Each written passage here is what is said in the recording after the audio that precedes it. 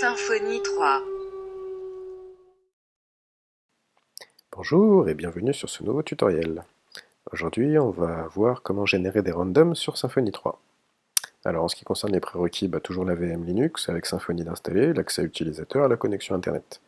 Pour les étapes, on va accéder à la VM en utilisateur, on va modifier le défaut contrôleur, on va ajouter des variables dans la vue et puis on va faire notre test. Voilà. Alors ce tutoriel, je le fais en fait parce que quand on va regarder sur Symfony, sur ce qu'ils disent sur la partie random, bon, il nous parle de random bit, il nous parle d'encoder, ou de hacher, etc. Et il nous propose un random int. Du coup, bon, c'est un peu léger, c'est vrai que ça n'a pas vraiment de rapport avec Symfony, c'est plutôt du PHP, mais bon, voilà, ça amène un petit complément si vous avez besoin de faire des randoms. Alors, du coup, je voulais vous présenter d'autres randoms. Alors, on va commencer par les premiers. On va revenir donc sur notre contrôleur, donc nano src main bundle controller default controller. Ici, on va aller dans l'action index, là. Du coup ici, si je lui ajoute donc un random bit, alors je vais lui ajouter tout ça. Du coup, on a le rand1 qui a un random bit de 10. On a random qui a un binx de rand1. Donc ça c'est une variable. On a un rand qui a un base encode de rand1 pour voir la différence entre binx et base encode. On a des random num qui sont des random int tout simplement. On a un rand de 0 à 1000 qu'on divise par 1000 pour faire un float, un random float.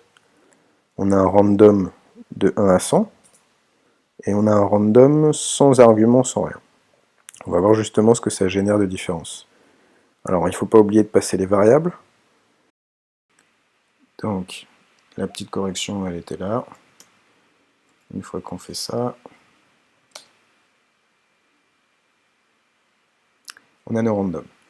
Alors le binx, bon, il est spécial. Le base encode c'est un peu la forme d'un mot de passe sans coder. Les 6 rands, donc ce sont bien 6 variables différentes qui génèrent un nombre à chaque fois. Un rand, voilà, qu'on divise par 1000. On prend de 1 à 1000 qu'on divise par 1000, donc il a pris 408. Là, on a un mtrand de 0 à 100, et un rand sans argument. Voilà les différents types de rand qu'on peut faire. On pourrait aussi en faire d'autres, du coup, ceux qui vont être plus du texte. On va les voir ici. Alors, on va faire un rand lettres, donc avec toutes les lettres, donc avec substr, str shuffle et str repeat. On prend toutes les lettres, on met un argument et on détermine le nombre qu'on veut. Là on a pris 10. On va faire un rand-date avec mtrand, on va déterminer une plage. On va faire un rand-word avec un array, avec plusieurs qualificatifs avec des clés. Et on va faire donc un array rand sur les words. Ces variables, il faut forcément les ajouter. Donc on a randlet, on a rand-date,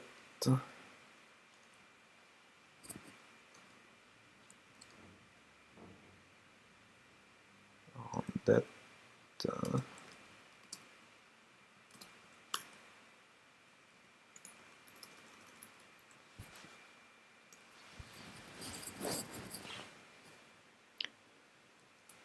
on a rand-word,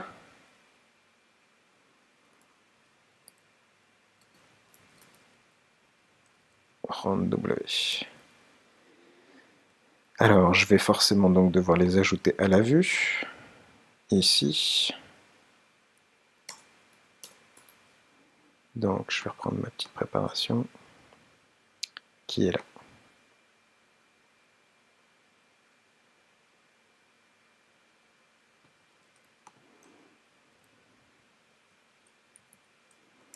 Donc, randlet, rand-date, et on fait un for pour avoir uniquement les deux adjectifs qu'on attend.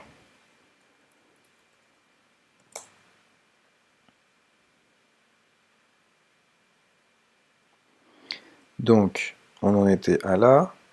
On voit bien qu'en prenant un substr str shuffle et str repeat de l'alphabet, eh bien on a bien nos 10 caractères. Le randdat, donc un mtrand d'une valeur à une autre, nous permet bien d'avoir aussi une date. Si je génère, j'ai toujours une nouvelle, etc. etc. Donc voilà, hein, très simplement faire des randoms. J'avais juste ajouté une petite partie, grosso modo c'est le filtre twig. Si je me trompe pas, c'est ça.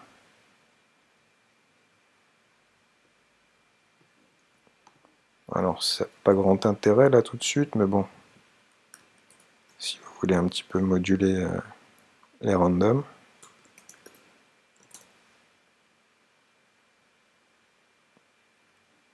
Du coup, alors pour celui-ci, on peut faire un reverse, tout simplement. Pour le celui-ci, c'est pareil.